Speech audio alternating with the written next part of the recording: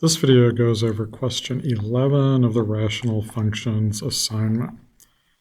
Here the directions are, for the given rational function, find the intercepts for the graph, find any vertical or horizontal asymptotes for the graph the function in a standard viewing window using a graphing calculator. So the first thing we're going to do is factor the numerator and denominator. So f of x equals, we could factor this into 2 times x, but we really don't need to. To do the denominator, to get an x squared, we need an x and an x. We have a negative constant, so that's going to give me a plus and a minus.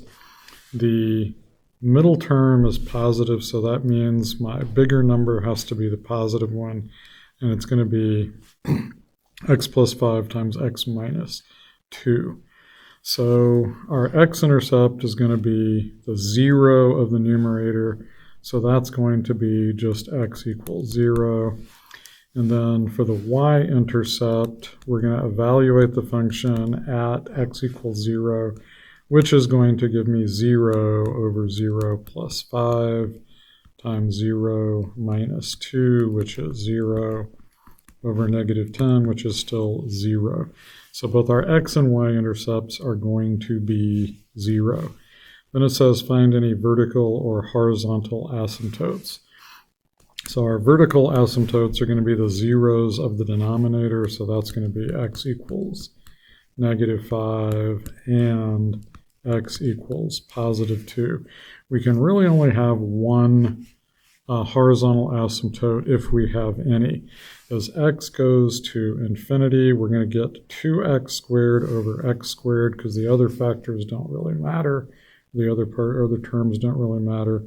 So our y-intercept is going to head toward f of x is going to approach. So as x approaches infinity, f of x is going to approach 2x squared over x squared.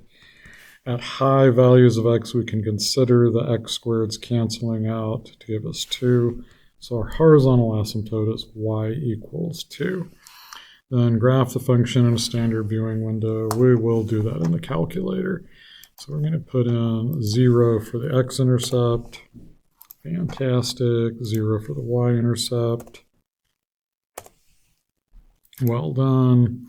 Vertical asymptotes are x equals negative 5, and then comma x equals positive 2.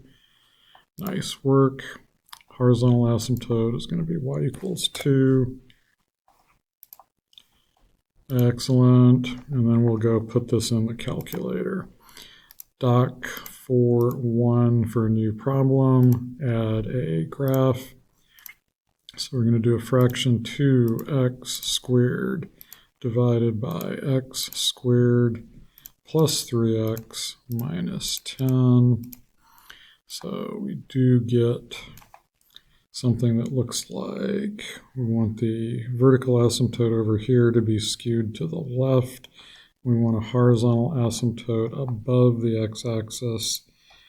So we skewed to the left above the x-axis. So that looks like this one. Check answer. Nice work. That concludes this video.